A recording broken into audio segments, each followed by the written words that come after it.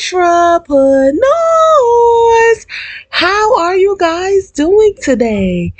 I am doing all right. I hope your weekend was good and everything is well and you're enjoying your summer and all those good things like that.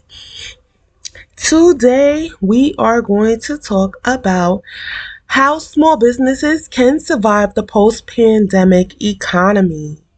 So, for the last 2 years, it has been extremely difficult for small businesses. So, the good news is that it's made many entrepreneurs smarter, stronger, and more adaptable. So, the bad news, though, is that difficult times are just getting started. So, surviving and thriving in the coming years will require entrepreneurs to demonstrate grit and an ability to adapt quickly and implement the right strategies.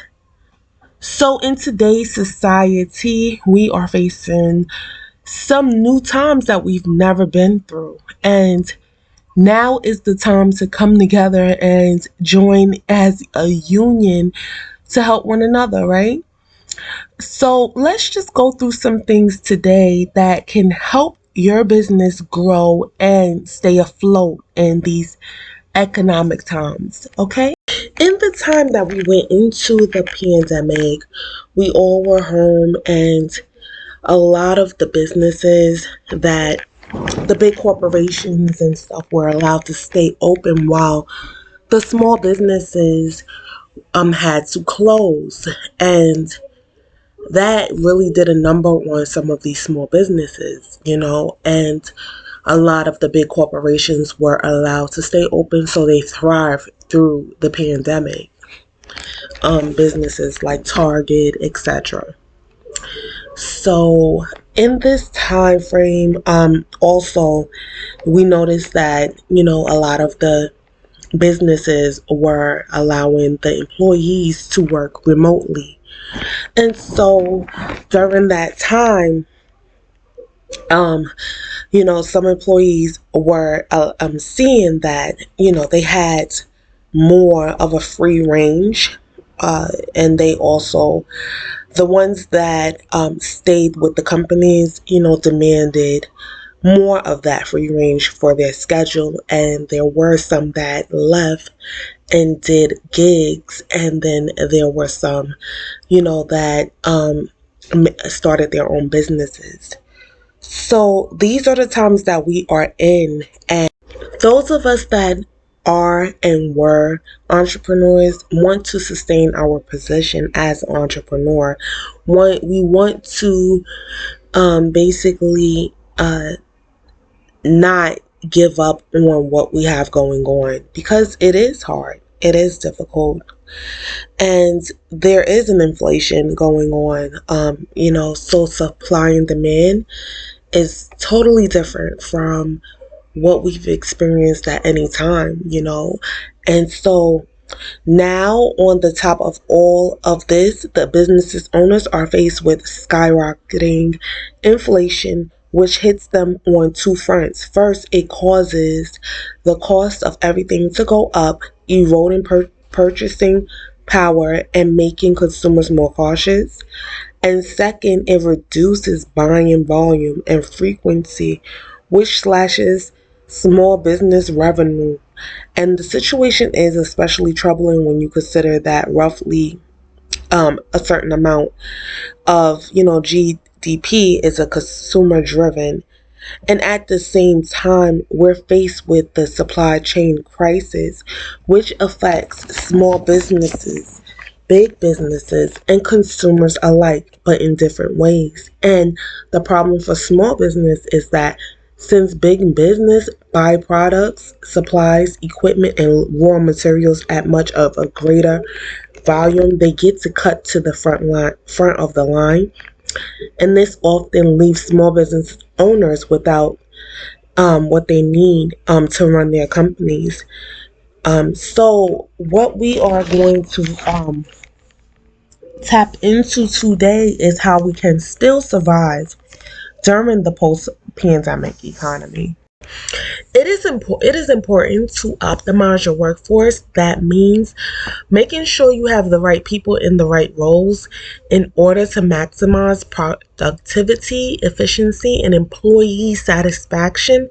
The latter will also help soften or preempt the impact of the great resignation of your business. Happy, satisfied employees tend to stick around longer, and you should also leverage automation where it makes sense. This is a delicate balancing act. You should typically automate mindless tasks, but also never tasks that involve interaction with customers or potential customers. So, for example, you might set up an automation that generates a Dropbox folder as soon as you create a new customer in QuickBooks. But you absolutely should not automate a DM that's sent to someone as soon as they follow you on social media. When you get this right, it allows your team to focus on the skilled tasks that only they can do while taking the mindless tasks off your plate. Now, this keeps them in their genius zone, which leads to a happier and more productive team. Also, what you would like to do is you want to build, nurture, and leverage the right relationships. So, relationships can be one of the most important assets in business because they lead to ideas, opportunities, and partnerships. This is especially important during an uncertain economy and can mean the difference between going out of business, surfing, or thriving during these times. So, this includes relationships with your team, customers, vendors, and supplier and industry contacts. And yes, your competitors. But these relationships are not going to materialize out of thin air. You'll need to invest time and energy into building and then nurturing them. Look for ways to consistently add value for these people and never treat the relationships in a transactional manner. Sometimes you'll give more than you get, and other times the roles will be reversed. And your benefits won't always be direct. You may help someone in your network in some way, and someone else may end up helping you in some way. So don't keep score, but do keep an eye on who is consistently contributing in some way and maintain your network accordingly. That includes the following: your team, turnover, and workforce shortages can devastate a business. So you need to invest the time to make sure your team members are not only fairly compensated but also feel valued and appreciated. There's no shortcut here. You have to demonstrate a genuine interest in them beyond their role in your organization. You need to know about their hobbies, goals, and dreams. What causes are they passionate about? What gets them excited in life? When you know details like this, you can build far stronger relationships and a far stronger company. Without your team, you don't have a business. Also, with vendors and suppliers, building strong relationships with your vendors and suppliers is also essential because it ensures you'll have the inventory and equipment you need to keep your business running.